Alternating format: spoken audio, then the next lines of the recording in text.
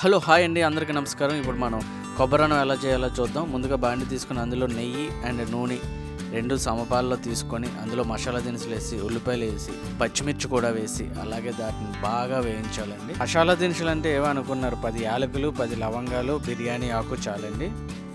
అంటే పింక్ కలర్లోకి వచ్చేలాగా బాగా వేయించాలి. వేగిపోయిన తర్వాత అల్లం వెల్లుల్లి పేస్ట్ ముద్ద ఒకటి వేసి బాగా రోస్ట్ చేయాలి, దాన్ని బాగా వేయించాలి.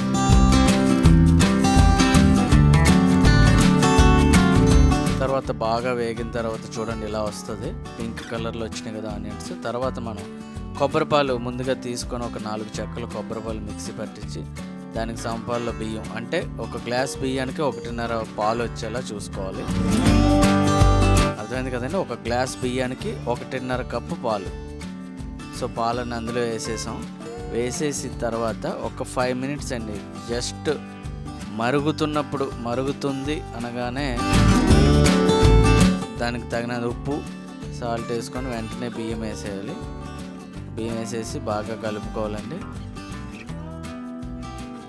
బాగా కలుపుకొని పెట్టుకోవాలి. అంటే కొలతలు ఒక్కసారి చెప్తానండి. గ్లాస్ రైస్కి 1.5 గ్లాసు పాలు.